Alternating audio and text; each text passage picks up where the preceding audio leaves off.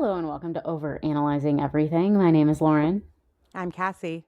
And this week we are getting into the Eras Tour documentary part 2, aka episodes 3 and 4. Yes. The second of 3 drops. Is that correct? Great. And I think we watched them separately, and then we were texting each other this morning about our general takeaways, and we had really similar but different general takeaways about just Taylor Swift's, the people that she surrounded herself with and the way that she's built those relationships and the reason that they're so loyal and the way that they're so loyal. The fact that during these couple of episodes, we saw a bunch of people that have worked for her since basically day one of her first tour, and they have her paraphernalia all over their house, hanging on their walls. They have families and kids, but somehow Taylor is still the center of their world, and how everybody on that tour is just extremely devoted to her and they love her. Yeah. And I think is love the word? Is what? Is love the word? I think so. I mean, you have to think too, some of when you say they have her memorabilia all over their walls and all that, it's also their career, So it's those are all the ticket stubs from all the concerts they played. Right. So it was episodes 3 and 4. We also found out that we are getting episodes 5 and 6 earlier than we originally thought. We thought they were going to come out next Friday. And then she did an Instagram where she announced that she was dropping them December 23rd. So 2 days before Christmas. Yeah. On my birthday? I'm pretty sure that's why, honestly. Let's be realistic here. Yeah, I mean, I was expecting a gift from her, but I didn't know it was going to be that. I know. She's always thinking of you. Yeah. So obviously, the Swifties, we are clowning with our reasonings for why. It's clearly an early Christmas present, but there's also been some talk of the number 26, which would have been the day we thought that the final drop was going to come. If it had followed the trajectory of every Friday, it would have been this Friday coming up, right? Of course.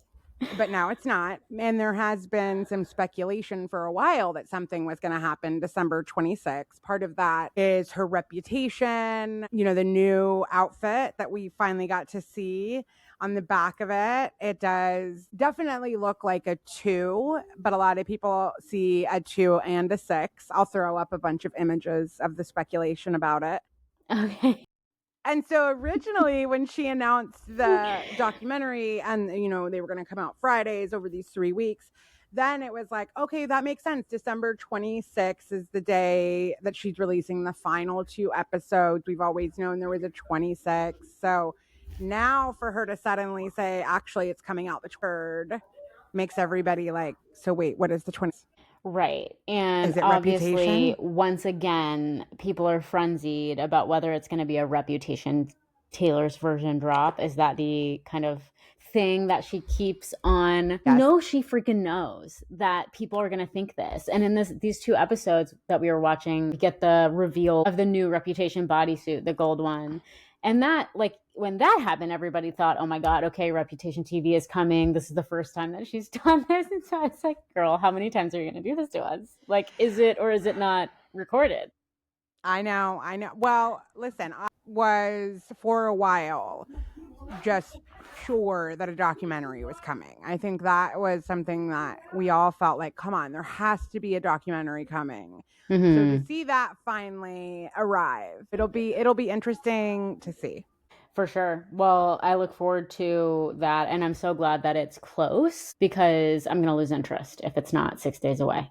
What I mean? I know.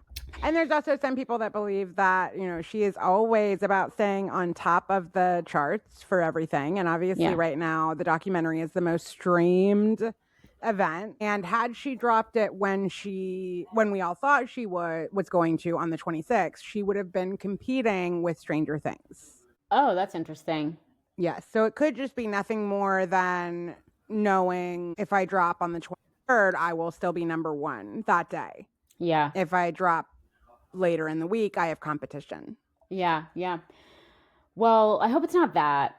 Me too. I would like everybody to, after the criticism, the fair criticism she's gotten from her fans about all of this different versions of things that she sells and the capitalism of it all. And like, she's made her money by selling stuff to her fans. It's not like she's exploiting people, but it does sometimes feel like she builds the hype around something as if it's a one of a kind type of thing and then it ends up not being, and all of that kind of stuff. And whether or not that's intentional, I mean, almost everything she does is intentional, or at least she knows how it's going to be perceived, I think, most of the time. So, yeah, anyway, all of that is to say, like, I would really hope that she wouldn't, that is going to, she's going to start losing fans' trust, I think, if she is doing things like that and not rewarding the sleuths with I stuff. agree. I Yeah. agree. And I think she knows that. So we got episode 3 was Kismet, was the title of that one. And one of my favorite things about that was how much was focused on Miami, night 1. I know. Yeah, because that was the one that I went to. I got to go to Miami night 1 and night 2. And they didn't show a lot of it, I think, because the previous episode did show over in Europe. But during Miami, she did sing Florida. So we got to see Florence again and went down in Miami. I was disappointed that they didn't put that in the concert, that because they released the updated concert with Tortured Poet, and I really wanted to see Florida. Oh, it wasn't in there. No. That's a bummer, because I was going to say, like, yeah, I mean, them including footage of the concerts, if you've watched the concert or been there, then you've already seen that. So I understand why they wouldn't take up space in the documentary to do that. But if it's not in the video, that's sad. Yeah, that was I mean, not that I don't have it, the entirety of it on my phone recorded from being there, but it would have been cool to see it, Yeah. start to finish. Yeah. But anyway, in high res. Yeah, exactly. So that was really fun to watch. Just remembering the weather of night 1 with, it wasn't a downpour. It was that very just like cinematic, dramatic light rain that made it just upped everything. It was incredible. Yeah, and we get the kind of behind the scenes of the iconic video that she makes where she walks into the stadium with her cat in her hands, and then we find out that the first time she shot that, she had her sweatshirt on backwards, and I can relate to that. Yeah, I think that's it. Is like, she's not the kind of person that is filming the documentary and is like, okay, we need to like re-record me getting out of the car and all of that because I just realized my sweatshirt's on backwards and I look like an idiot. Right? She's like, yeah. no, include that. That's what makes her so relatable. I know. It's like, on one hand, it's kind of a perfectly crafted public image, and on the other hand, she's real. I don't know how she does that. I mean, it really is. Like, we get some footage from when she's a kid in this episode, and her mom says, like, she's always known how she's wanted things to be. That's one of the things she said, where I was like, yeah, there's just something about the way that like, the methodical way her brain works and the intelligence, I think, that makes it so that, like, she's very particular. She has a vision, but is perfectionistic the right word, or is it just that she's not inauthentic? Because I think she's perfectionistic for sure. I do too. But, I mean, she definitely is. Like, just like when she says, like, we stage manage the shit out of this show. Like, yeah, it is no fly by the seat of your pants. It is every moment is thought out. So yeah, she is definitely a perfectionist. There's no doubt about it. And I think tries to be as authentic as she can be. I think so too. Yeah. I think it's like she just has an image in her mind of what her vision is, of what her like public image is, and all of that kind of stuff. And she can like effortlessly know what fits in that image and what doesn't. Yes. How cute was it to see that guitar that she gifted Mike Meadows' daughter? Mike Meadows is the co-band lead that's been with her since 2007, I believe, and since Fearless. And she gifted the daughter the guitar that she made for her. Yeah, so we get this like kind of all throughout the episode, we get these like little clips of all of the people that work for her on their break from between the two shows, the two legs of the tour, the European and the US, before they start the Miami tour, right? And so we get to see him in his home, we get to see a bunch of them in their homes, or like some of them are young and still like live with their parents. Yeah. Also, they're on tour, of course. I mean, yeah, live with your parents. You don't live with your parents; you're literally on tour. But yeah, and so we got to see. I had a couple of thoughts. First of all, his house is very like modest. Yeah. I imagine he makes a lot of money. Well, I mean, if he's living in like Southern California, Yeah. it's Oh yeah, still yeah. like a $1.2 million home. I think he lives in Nashville. I Oh, think. okay. But still, but $1.2 million is not a lot of money for somebody who's had a career with Taylor Swift since 2008. Like, that is your second out of four homes, right? He's not like living extravagantly, which I like. I Yeah. really like. It was his kid's room was very normal looking. Yeah. Yeah. And so yeah, he pulls out a guitar that Taylor made, and it's got like 3D flowers on it that she, I'm guessing, handcrafted and like painted the guitar, and like some of the strings were like little ribbons, like little decorative ribbons. You know what I thought when I saw it is I thought she's so aware of the fact that they know that she can buy them anything. Yeah. And so the only way that you can show how much you care is by sitting down to make something that takes your time. Mm-hmm. Because so true. Anything else would be like, yeah, well, sure, she had her assistant buy whatever. And I think that's why she does so much of those personal things. Yeah. And it was this episode when I think it clicked in my head that while I think that her fandom is very cultish, because for a cult, it's all about having people that worship the leader. Mm-hmm. And I do think that about her fandom.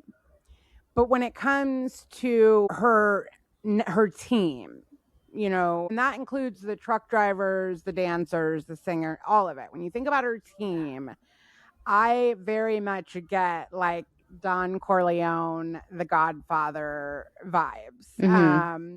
And there's a lot of different reasons for that. I was thinking about how, you know, when you watch The Godfather or any of those old mafia films, you know, the boss is always like elevating family members who've like earned their stripes, right?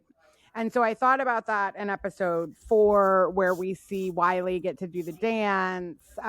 When you see how she's featured some of them through this documentary, like Cam previously, right? And then I was thinking the amount of the bonuses that she gave, like loyalty with her is so overly rewarded. Yeah. And in the mafia and in The Godfather, like if somebody gets arrested, the reason they don't rat is obviously they would like to not be murdered when they get out, right? But the other part of it is like they know while they're in, their family's going to be taken care of. The mafia will come in and pay the bills and take care of that family while the other one's doing time for whatever. Like that's part of it. And so I just see that, like, even if I think if they had a bad interaction with Taylor or anything went wrong, they are going to remain loyal because of the reward, right? And then if they know that there's a benefit to being in the family. Exactly. And I think it is for life. I think it is for life because you have to know that, I mean, if you want out, like, yeah, I mean, you better move to the Cayman Islands and I better never see you again. Yes. I mean, look at the reaction when Katy Perry wanted her dancers. Yeah. Wait, what happened? I don't know that lore. Oh, that's what the song Bad Blood is about. Oh. Yeah. Katy Perry tried to hire Taylor's dancers during, I believe, Red and during the tour. Who sounded the alarm? The dancers? We've never heard all of it, but yes, it does sound like one of the dancers did tell Taylor. Exactly. And that exactly. That led to the song Bad Blood. What happened with Scooter Braun and all of that. And I think like her fandom is like the foot soldiers of the mafia. Like we're not close enough to the top, but we still like we love and revere her. We'll do the dirty work. You know, we'll take them out. Yeah, and we will draw the connections that she'll never say out loud so that she doesn't have to. Yes. Yeah. Yes. So, I mean, and that reminds me of the part we get with Jeslyn, who ends up getting cancer while she's on the tour. I don't remember if that's on this episode or the other one. It is. It's in episode 3. Yeah, and she has to take time off, obviously, because she gets cancer. And, like, she could not be more grateful to Taylor for letting her have time off while she has cancer. It's like, yeah, I think that would be the expected outcome of you having cancer. I think, yes, but I think more so her gratitude is about, and you can come back whenever you want. We're not replacing you so that you can't come back. That is what is, I think, refreshing. Yeah, I guess I get that. And on the other hand, I'm like, that I would expect that out of her. I think I would be disappointed if that wasn't the case, considering the way that she creates her tribe around her. It's like, yeah, I would like you to come back. I don't really want to fill your spot with somebody else that I have to convince that I can trust, and, you know, all of that kind of stuff. It was sad when she came back and her hair was so thin, and she was talking about how she used to have this beautiful hair and then it's like slicked back in a ponytail. And I caught just in one of the things when she turned around just like how thin the braid was, and I wouldn't have even noticed otherwise. It's just the fact that she said it. I was like, oh, that is sad. But she ends up getting through cancer treatments and rejoining the tour, and then she's on stage dancing, and she's like, and Taylor looked over at me and she just gave me this look. And I was like, yeah, it is Godfather vibes, dude. They're like waiting for her to like look at them. Yes. To give them the validation that like, I wanted you here, I want you here, you're part of the family. Yes. Yeah. Oh no, 100%. And I thought like that whole thing was so beautiful, and the way that they, obviously every documentary, every movie, we have a soundtrack that goes with it. We hear music throughout it, and I love how obviously they're going to use Taylor's music as the soundtrack throughout. But I thought of that when they had This Is Me Trying playing, when we saw Jeslyn getting ready to go on stage, you know, and it was just, it was emotional. I know, I really loved the background music, the way that they kind of made instrumentals of her songs as you almost don't notice it, background music, and then all of a sudden you're like singing it in your head. Yeah. Yeah. We also in this section get her trying on a bunch of her outfits with her wardrobe stylist, who's also been with her since the beginning, who also is desperate for her approval. Can you imagine? Like, that's the other thing, is to stay with her from the beginning. I'm sure there are lots of stylists and backup singers and whatever that get with an artist that just kind of fizzles out, whether it's a one-hit wonder or criticism from the public, like she's gotten for her Eras Tour outfits at all, because they were fucking incredible. But she gets a lot of criticism for her like daily looks that she gets tapped in. And it's like, yeah, I mean, a lot of people switch stylists because they don't want that kind of criticism. Yeah. But not Taylor. Nope. She's like, no, I like this outfit. Yeah. Yeah. I mean, and that's the thing, you know, she's said before that she's always going to stick with like classic, timeless look. She doesn't really like to jump onto trends, and you're never going to see her with like a Birkin bag. That doesn't mean that she doesn't have luxury items. Right. She certainly does. But they're thought out differently. And there's usually always some part of her outfit that is attainable to the average person. Not all, usually only one piece of it, but still something that you're like, I could get that necklace. Yeah, there was a kind of a infamous outfit she wore to one of the Chiefs games, and she was wearing a necklace from a local Kansas City store that was like a $50 necklace or something. Yeah. And as soon as Taylor wears it, it blows up, it sells out, that store becomes really popular, and the girl was like, oh my God, you know. So she does it a lot with TikTok businesses. Like the freckles that she did, the little sparkly freckles that she wore to one of the Chiefs games. And then there was a purple skirt that she wore when she had posted like a video. It was just like a little Instagram video. It was from like a TikTok small business, a woman who was trying to make her business, right? Then she filmed her reaction to see like, loved ones sending her the Taylor Swift video. Like, did you see your skirt is in this? And just her sobbing. And then, sold out. She couldn't keep up with and I love that because I do think that it is purposeful. Yeah, it has to be. I mean, she probably has a whole team that is like looking for unique small businesses to support, gets items, has her try it on. She tells them what she likes, wears it out, all that kind of stuff. Or maybe she finds it herself sometimes. You know what else I think is purposeful is in that same scene where you're seeing her try on these outfits is the artwork on the wall. There's like a big, giant Love Wins poster with like rainbow colors. Yeah. I just don't see a universe where she's not thinking about what you're going to see. Oh, yeah. I didn't notice that. But she also does mention the election in one of these episodes and how it was she's like, the U.S. election was coming up. And so we wanted to be an escape for people, blah, blah, blah, during hard times. And it's like she's trying to say it without saying it. 100%. Just like in episode 4, when Wiley is going to do the dance, first of all, just the entire story behind that, right?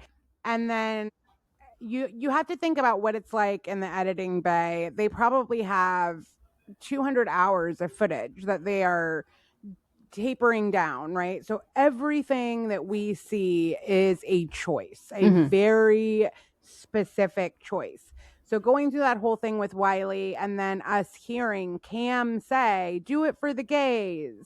Like all of that is a decision being made so that you cannot walk away questioning what she believes in.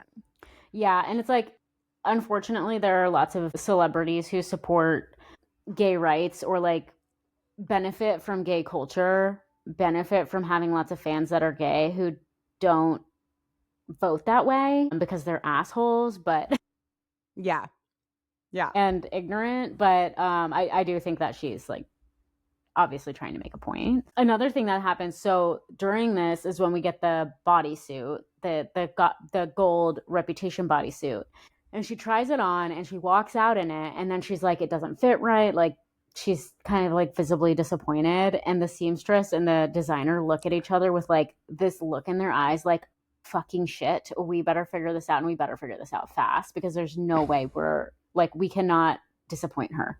Right. And what's so interesting She'll kill our kids.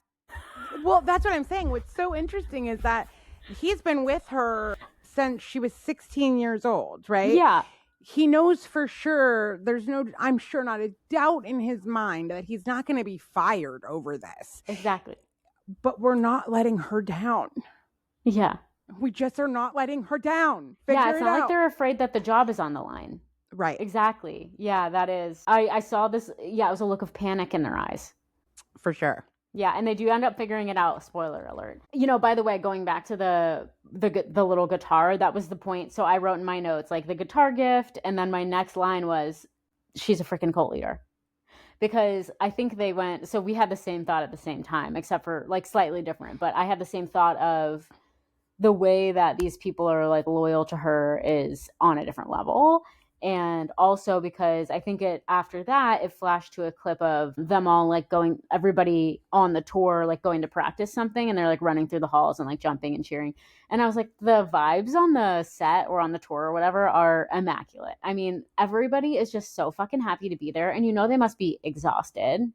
Like, she put amazing leadership in place, but leadership starts at the top. That the vibe and the culture that you set like trickles down through the rest of the people that you hire to lead teams trickles down. The fact that like she is so good, I think, at selecting who to put in the right places to create a dynamic where everyone is happy to be there, because I can't imagine that that's the norm. And a lot of them say that, like, they in these interviews they're like, this is not the norm. She had the norm isn't for the artist on the set to walk in crying about how grateful she is that we're all there and how excited she is to start this project with us. Right. Yeah. She has someone that was in her band in her early days that, for whatever reason, did not stay with the band. But even he did an interview not that long ago. He was saying that at that time, they were paid a salary, which was unheard of. And he was like, even artists like George Strait, like that had, the means, did not do that for their bandmates. And even back then, at that time, she provided a salary to her crew, which was not the norm. Right. Yeah. I want to say one more thing about the styling is that the stylist also, I don't know if this was totally intentional or not, but I loved the parts where they were just talking about how like there is a whole culture around dressing for the Eras tour that came out of the outfits from the Eras tour, and how, because we all know everybody that went, it's like you dressed as an era. That was part of going on the tour. And you found that out through social media and the Swifties like telling you, by the way, you have to dress as an era. Which era are you going to dress as? And whether that was intentional or not, like another amazing branding move, because now everybody's excited not only to be there, but to show off their era outfits. Yeah. Just perfect. I'm really hoping that episode 5 or 6 focuses in on the behind the scenes of the fandom specifically, and little things like that, like the 1, 2, 3, let's go, bitch. Yeah. The fact that that was a fan started thing that she now recognizes and does, when she's up there is incredible. So I realized at the end of after we recorded last week, that I forgot to ask you what you hoped to see, because you asked me what I hoped to see, and I forgot to ask you. So that's one thing that you hope to see. And I think, honestly, I can so see that being the end is like, okay, and now that we've celebrated the people on our tour with us, celebrated me, the leader, we're going to celebrate the fans. You think that's coming? I hope so. I hope so. Because they are the heart and soul of it, Then we got into, her workout. And the first thing I noticed in her workout that, again, this is strictly me clowning, is that she's wearing this gold necklace, which is a rather heavy piece to be wearing to the gym.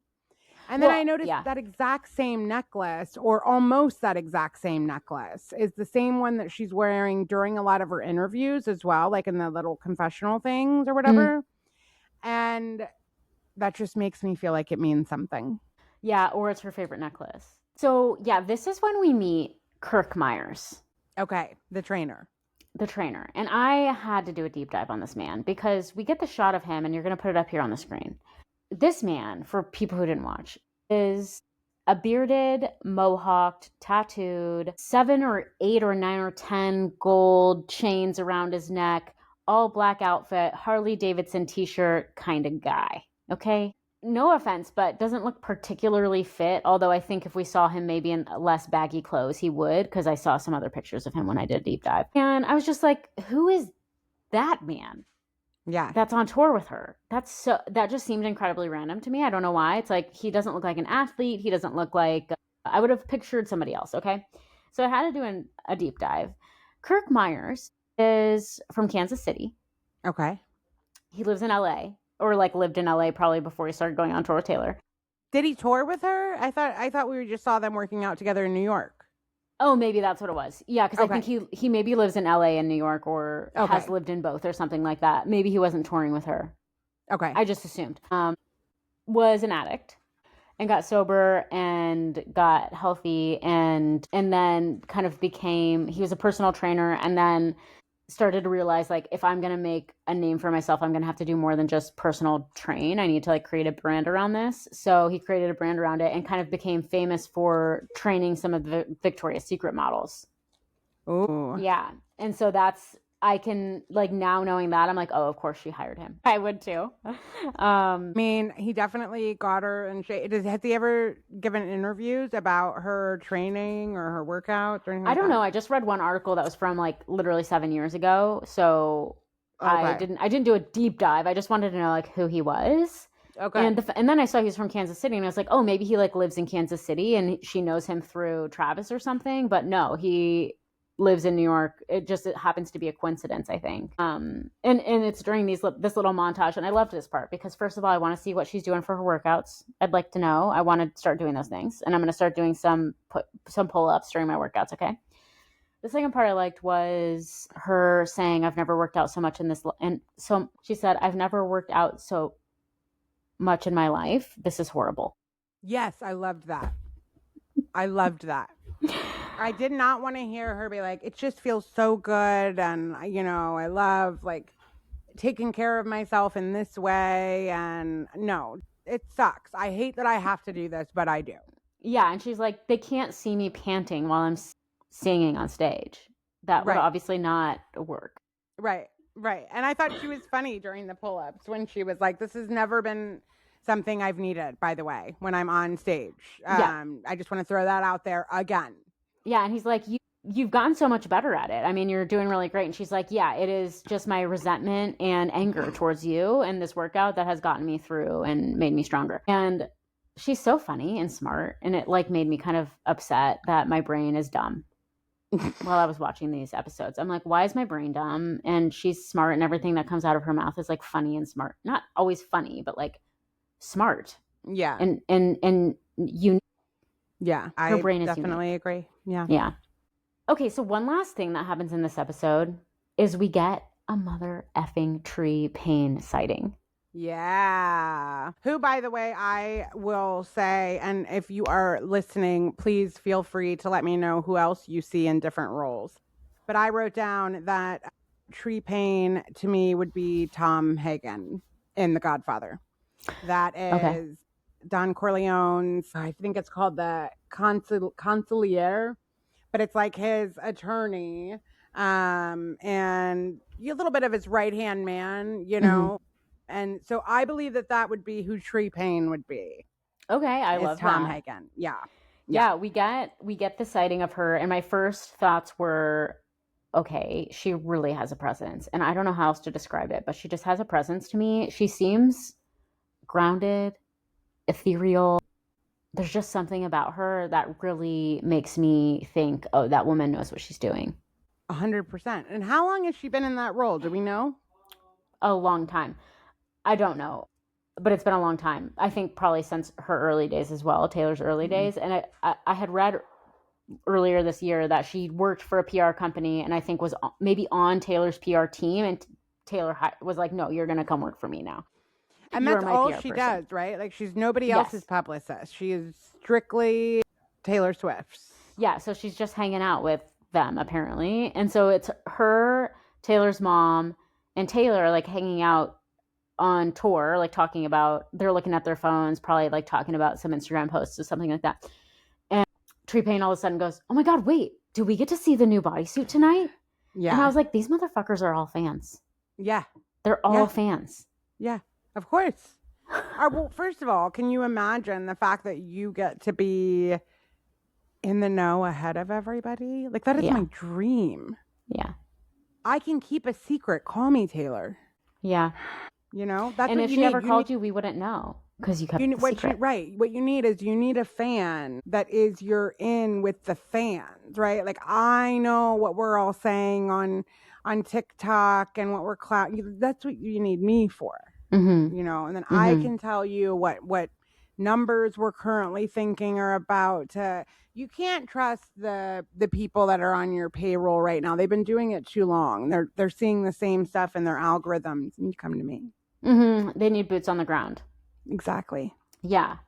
So there was one other part of this episode. I think it was the Miami show where they were just kind of like opening it. And it was kind of a montage of the opening of the show and I think Jeslyn's story and stuff. And they're playing the very beginning where it's a mashup of a bunch of her songs, kind of like in this, it sounds like it's from the past kind of sound. You know what I'm talking about? And I teared up. I'm 3 episodes into this already. And I've heard this a million times and I'm tearing up right now again at all of this. And then as I start tearing up, it pans to somebody in the crowd, a guy in the crowd, like hugging his little sequin outfit and like tearing up as well. And I was just like, there is something so powerful about that. And I just, yeah. I think the reason it's interesting to talk about and think about and all of that is that you can't pinpoint it. And the reason I know you can't pinpoint what it is because if you could, that is, everybody would be imitating it and everyone tries and they can't quite get it. Well, I think one thing that it is that it's not a quick process. Like the reason why it makes us feel so emotional is because it takes us back to how big of fans we were when we were 20 or what, like for me when I was 20. Yeah. And that takes over a decade of her building a brand that people continue to follow and continue to listen to every single album religiously and like all of that kind of stuff. And so it just requires blood, sweat, and tears that not everybody is able to put in. And longevity. Yeah. Because what it is nostalgic. Sure. But I think, it does take that like digging in and sticking with it. I mean, she could have chosen to retire when everything happened with Kanye and Kim Kardashian and the tape and all of that, right? And instead, she purposefully retreated for a year. Or went to the mattresses, if you're a Godfather fan. And then she came back knowing exactly what she was going to do. And I completely reinvented herself and ultimately won. Yeah, totally. So we get to episode 4, and this is when we start to get the making of Tortured Poets Department. And I'm like, fuck yes, here we go. I want to see it. I love Tortured Poets Department, even though I hated it the first time I listened to it. I've grown to love it. It pulls at all my heartstrings, all of those little codependent relationships that I've had throughout my life that like felt annihilating to my sense of self. And it lasts for 5 minutes. I was so bummed. I know. Yeah. But we do get some of her recording in the studio in New York City, the Lady Cat Records, or what's it called? Yeah, so she's got that one, and then she has another one, The Long Pond, which is, have you ever watched the Long Pond Studio documentary? Yeah. So that's more folklore. But she's in that studio as well for part of the Tortured Poets. Like they showed her at 2 different studios. So that first one, I forget the name of it now. She does reference in this part like the breakups. You know, she does say that she was dealing with 2 different breakups. She said it was a really hard 2 years. It felt like a big conglomerate that nobody saw her as a real person. They just saw her as like a big conglomerate. Including the guys that she dated. Yeah. Which I think probably especially Maddie Healy, I would guess. Yeah, I think so too. Yeah, I mean, it's like, and maybe guys that she pursued more casually or something like that. I felt like that was more of a reference to like the men that I've been interested in, besides probably Joe. The men that I've been interested in over the last 2 years, including Maddie Healy and whoever else that I've tried to pursue, which there's a reference later that her mom says that makes me think it's like always Taylor pursuing them and putting the effort into them. It's like all of those people, when it finally comes out that it's like, I'm a brand to them, basically. Yeah, and I think even with Joe, I think he resented her brand so much. True. Yeah. I think he resented her fans. I think he resented the connection she wanted to have with her fans, just all of that. And so I think for a while she couldn't be who she wanted to be. Yeah. You know, or live the life she wanted to live. Yeah, and like it coincided with COVID too, and the lockdown and all of that, which like good timing. But eventually when all of that starts to open up and you're like, okay, now what? I think is when you're like, okay, now what though? I'm starting the Eras tour. We can't keep this going anymore if you're going to resent me for this. Yep. Yeah. So this basically segues right into the Travis episode, basically. Yeah. The Travis and Wiley episode. Yes, the Travis and Wiley episode. Yeah. So it kind of weaves in and out the narratives about which one we're going through. But we start to hear a little bit about Travis. So we get the kind of origin story. It's again Tree Paine, her mom, and Taylor sitting around, and Tree's like, how did you guys meet? Which she knows. Yeah, she knows. Yeah, but they kind of talk about how they're like, Travis talked about me on the podcast. Basically her mom got the podcast sent to her and asked her cousin, who I think is from Kansas City and is a Kansas City Chiefs, like, tell me about this Travis Kelce guy. He's really nice. He has a good reputation in Kansas City. Like, of the people on that team, he's known for being fun, loving, nice, kind, silly, cute, big. Mm-hmm. And Taylor's like, I never thought that I would date a football player or an athlete because I don't know what I would talk to them about. Yeah. And we were like, Taylor, we were thinking the same thing, babe. We were thinking the same thing. What do you guys talk about? It reminds me of in Gilmore Girls when Jess asks Rory what her and Dean talk about. Right. Because her and Jess have so many things to talk about. And yeah, it is. It's like that. She's like, we talk about so many things. And it's like, literally name one. But I bet you that her and Travis do, like, because they both... I do too, yeah. You know what I mean? Like, yeah, no, he probably cannot write poetry and understand every metaphor that she comes up with and all of that. But I think they both have that love of their fans and having the spotlight on them and having those interactions and coming up with special things. I think there's probably a whole world of things that they can talk about.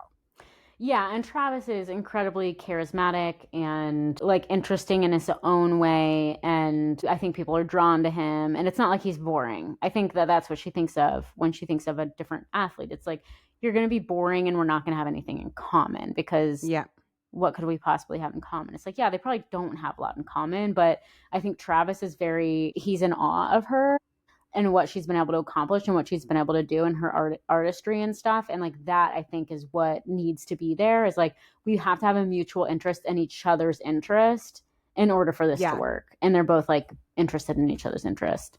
Yeah. And not being afraid of being seen together. Like, I want you to be able to show up for me, and I want to be able to show up for you. And I want that to not be a big deal. Yeah. I mean, and she says it in the documentary, like, Travis loves the spotlight. He almost becomes more charismatic and more funny and cool when the more people that are watching.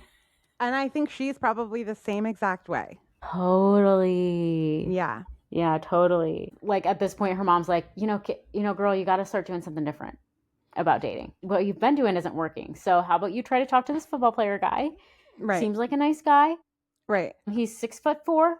Right. She doesn't say that, but I think it's worth, and mentioning. Brought a friendship bracelet to the concert to give you. Come on, how sweet is that? Yeah, she's like, he's trying to enter your world. He's interested in your world. And that's not how it usually goes. Right. I believe that is very true. Yeah, our codependent girly. Mm-hmm. We've all been there. Yep. And then she said that on their first date, he had to explain football to him. He had to explain football to her. Right. And she's like, yeah, like it was like violent chess or something. That's the way she describes it. No, it is not. No. When she said that, I was just like, that's sweet of you. But it is not like chess. No. But okay. Yeah, I mean, it is. It's sweet and really generous. Very generous. That's a good word for it. Sure. Yeah. We'll go with it. Yeah. So, and then we get a lot of footage of them like practicing for TTPD, her kind of thinking maybe he could join her for a song, and then being like, I'm sure he won't, but I could ask him jokingly. And then he's like, yes. And so all of a sudden we're doing it, and he's like, I'm on board with whatever you guys think. And we get this little clip of Cam and one of the other dancers and him, and they're like trying to ask him like, what do you want to do next? And he's like, no, I'm deferring to you guys. What do you think I should do? I'll do anything. I love that. That's the way to be. Like, I don't know, whatever you tell me. What do I do? Where do I stand? What do I say? What do I do? The whole thing. Yeah. And yeah, this is when she says the lights are never too bright for Travis. Mm-hmm. And this is when I was like, oh, she loves him. They love each other. Yeah. Like, they're in mutual like awe of each other in a way that, I mean, maybe regular couples can be, but probably not so much. I think only if you're both super fucking famous and like very good at what you do can you be in mutual awe of each other in the way that they're able to be. Yeah, and they both strike me as two people that have wanted to find their person for a while. Yes. So it's lovely. And I think maybe for him not willing, I don't know about Taylor, because I think I don't know if settle is the right word, but I think she would have been okay with all kinds of different types of people. But I think Travis maybe had a standard for the type of person that he was willing to be with. And I think that included fame. Sorry. Yeah, I think so. They needed to, in order to not feel taken advantage of, not feel, there's just so many layers to what it is, I'm sure, to be at that level. Yeah. That would make it very helpful to have someone who is at least your equal, if not even more so. Yeah, and I mean, they're not equals. Like, she is much more famous than he is, and I think that actually works for him because he wants more fame, I think. I'm not saying that in a bad way. I just think it is what it is. Well, I think he wants more fame, and I think he also wants to make sure that the person he's with is not with him for his fame or money. Totally, right. And he does not have to worry about that even a tiny, tiny bit. Yeah, so true, so true. Yeah. So, yeah. She also says he's one of the most happy people I've ever met, which I adore. And I also imagine that that is so different than all the guys that she's especially dated recently, but probably always. Well, definitely. Like, John Mayer does not strike me as happy. Right. Definitely Joe isn't happy. Definitely Jake Gyllenhaal. Jake Gyllenhaal isn't happy. And she hasn't been able to, those are usually the ones that she breaks up with, because she dated Taylor Lautner. Oh, yeah. And he does strike me. Yes. As happy and joyful. Yeah, he's a puppy dog. And that's always been the one that to her was a regret that she ended it. Like, she's glad they're friends now, but that's who Back to December is about. Yeah. They're still good friends now, but it seems like, and she has said, like, that's a regret. Yeah. So I think it took her a long time to be able to be comfortable having that healthier relationship. Yeah. Taylor's type is a tortured artist. Yes. So is every girl in her 20s. I mean, not every, but you know what I mean. Like, we all do the, like... Yeah. We just usually grow out of it after a few tries. Yeah. We're like, okay, fine, that didn't work. I get it, universe. Exactly. Let me try something different. So this is also, the episode where we get all the Wiley stuff. What were your thoughts about that? I absolutely loved that. I thought it was adorable. I thought it made perfect sense to me that she was going to say yes. I never doubted that for a second. She said it so casually that it was almost like, what was all the buildup for? Yes. She was like, yeah, 100%, of course. Yeah, she's like, let me see the video. Oh, yeah. Oh, my God. So cute. Yeah, let him. The only reason she would have said no, I guarantee it, is like if he didn't have the wardrobe perfect. Like, that is where her mind goes. It's not like the gender thing. Right. Yeah. He ends up wearing one of the girls. Yeah, Amanda's outfit. It fits him perfectly, apparently, which is hilarious. Yeah. So I thought it was adorable, and it made sense. I mean, it's funny, like during one of the scenes where he is practicing, we see Cam in the background, and Cam's in like the Reputation outfit, because during one of the, the one where everybody's dressed up as a different version of her, that is what he is in. Is the, and so I'm like, if she's got him in that, and you thought she was gonna say no to the, come on. Yeah, no, I don't think they talked about the gender thing a lot, because I think maybe in other environments maybe that would be a thing, but it didn't. All of these dancers seem kind of gender neutral. The only thing is just, I guess they were saying that like it was all girls that joined her for that specific thing, because it's like a girl power thing, I think. But no, Wiley was an easy choice. So we get a lot of backstory about him, and about how, like, throughout his career, he has gotten a lot of feedback about people wanting to put him in a box, that he was too this, too that, hair too long, all of this kind of stuff. Like, if he would just change himself, then it would work for them. And he didn't. And how on this tour, he said Taylor has never asked any of us, including me, to be anybody other than exactly who I am. She's never said I need to cut my hair. She's never said I need to do anything other than be exactly who I am. tone it down. That's what he said. That she's never asked him to tone it down to be part of her show. And I think like one of my big takeaways from these episodes so far is that Taylor makes it so that everybody believes in themselves and everybody believes that they are a star. And that is like some magical shit. Yeah. Yeah. And she does what she can to make them get those moments. Mm-hmm. You know what I mean? Like, she can't make all your dreams come true, but she will do her best to, you know, give you what she can. Yeah, as long as you're devoted. Exactly. And this segues well into the Sabrina Carpenter part. She brings Sabrina Carpenter in to do her debut, and you get these kind of scenes of them going back and forth about how they're going to bring her on, and it happens so effortlessly and casually the way they're talking about that. That whole thing is so, like, the lore between Sabrina Carpenter and Olivia Rodrigo and Taylor Swift is all so interesting to me. Say more. Do you not know about this? I do, but I'd like you to talk about it. Okay. So if I'm not mistaken, it sounds like, so it used to be that Olivia Rodrigo was the one that was under Taylor's wing. Okay. Right.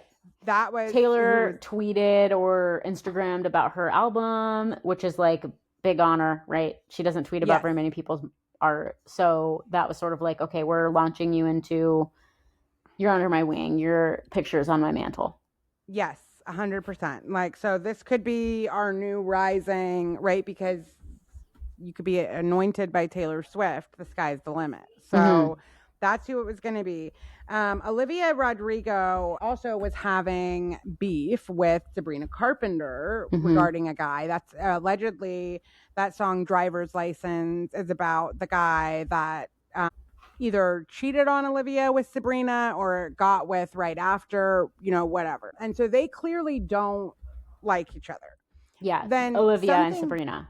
Correct. Yeah. Correct. And I mean, Sabrina released a song or two about Olivia that were pretty, like, you know. Yeah. So there's definitely no love lost between these two girls. And so then there was a falling out between Olivia Rodrigo and Taylor Swift. And Olivia released a song that later Taylor Swift was credited for because it used, I forget what it's called, but it's just like what happened with Father Figure, where Taylor Swift credits George Michael on Father Figure because it just uses that. There's a musical, like, interlude, structure to it. Yeah, yeah. Yeah. Right. And so it seemed like and it's so hard to know because I can't see Taylor Swift, like, really, again, maybe she's like, if we're going with the Don Corleone Godfather thing, I guess it would make sense that she'd be like, why am I not credited on that right there? I thought Olivia talked shit about Taylor to the press, like, not maybe using her name, but alluded to enough that Taylor was like, oh yeah, you know, you're out of the family. Well, no, I think so. What I'm saying is, like, this is what seemed like started it was this song, like 6 months after its release, was the credits were changed to crediting Taylor Swift. Okay. So obviously at the initial release, Olivia did not credit her. Yeah. And did not feel like it sounded enough like it or whatever. And so then, yes, Olivia Rodrigo, then she did that song Vampire, which is allegedly about Taylor Swift. Oh, okay. And around that same time, Taylor Swift took Sabrina Carpenter under her wing. And that felt like oh, you want to do this? Then I'll find, I mean, can you imagine? Like, I'm going to go find your enemy and take them under my wing. That feels purposeful. Yeah, I mean, if you feel like the world revolves around you, for sure. I mean, I'm just saying. I don't know if it was purposeful or not, because it's also Sabrina Carpenter. Like, she's obviously very talented. She was in... There's plenty of people that are talented that she could have taken under her wing. Like, you don't think that that's... Come on. I don't know. I think it's a statement. I 100% think it is you should not have done that to the boss. Yeah. Yeah, I think that something Olivia did not like, whether it was because of that song or not, something happened for sure. Yeah. I think there's something happened that we don't know about. That would be my guess. Well, that vampire song is a little bit, it seems like when you read through the lyrics of that, you can kind of see it almost like from Olivia's storytelling. She was led to believe that you wanted to help build her up and make her into something, but really you just did it all for you. That's why you made sure that my song had to credit you and do all that. Like, it was really all about you, not me.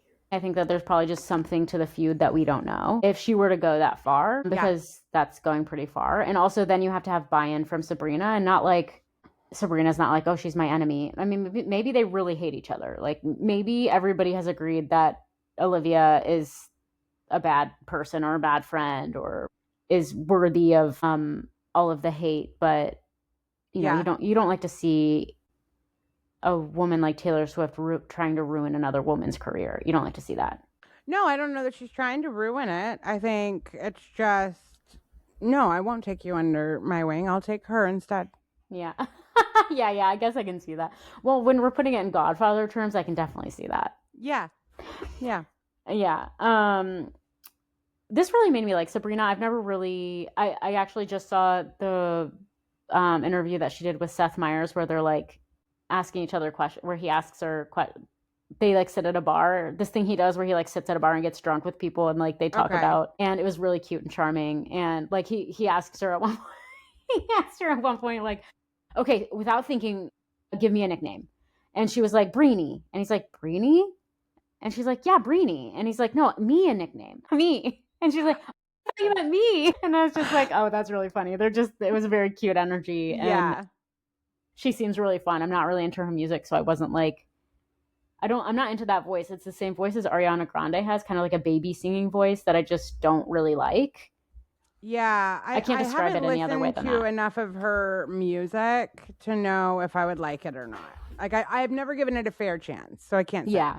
I guess that's probably true for me too. I've listened to a couple of her hits and I'm like, yeah, this isn't for me. So if this isn't for me, then I'm probably not going to like it. Well, and when one of my friends was at the concert when Sabrina Carpenter came out, and she was just like, I cannot believe how lucky I am that that's the one I was at, and I'm so thrilled. And I was like, I could care less. Like, yeah, it's just not for me. Yeah, it wouldn't have really done anything for me either. No, the Florida one. Florence, yes, I would have lost my damn mind. Yes, I think that's probably just our age too. Yeah, that's true, because the person I'm thinking of is younger than both of us by a lot. So yeah. Oh yeah. I think it's probably definitely age then. Yeah. So now we've got, that episode was titled "Thank You for the Lovely Bouquet," right? And so now we just have 5 and 6, which are coming in 2 days, which is crazy. And then we'll see if anything comes out on the 26th. Yeah. Okay, that sounds good. So really quick before we go, Cass, Traitors is coming out soon. Yeah. And Mama Kelce is on it, and Dorinda from The Real Housewives is on it. Have you heard about this tea? Do you know who Dorinda is? No, I don't think. I mean, I think I saw her in the trailer, but I don't know what she's from. Okay, so she's from Real Housewives of... Okay, now I'm really going to get slaughtered for any Real Housewives fans, but I think New York. Okay. Or New Jersey, I believe. Like the OG New York or New Jersey. I think New York. And she's kind of known for being pretty volatile, I think, and explosive, and just like kind of a perfect dramatic housewife kind of girl. Okay. Lady. She's a lady. And she was on Traitors last season, but went home really early. She has short blonde hair. You would recognize her probably if you saw her. Yes. But she ended up going home really early because people didn't like her, I think. And there are rumors based off of basically nothing, but there are rumors that Mama Kelce and Dorinda go toes in one of the roundtables, and that Mama Kelce is holding her own. I think that Mama Kelce would make a great traitor. I'm hoping that she got tapped. Wow, I didn't even think about that. Mm-hmm. Yeah, that would be really fun. I cannot wait for the season. I think it's going to be so fun. I know. I wish Tom Sandoval was coming back. I know. I'm sorry, I can't help it. He's so fucking funny. He is. He is. He's a hot mess, but he's hilarious. Yeah. I was listening to some Bravo behind the scenes stuff from BravoCon this week on a podcast, and yeah, like apparently him and Victoria fought a lot at BravoCon. And yeah, she was crying a lot and it was just very dramatic.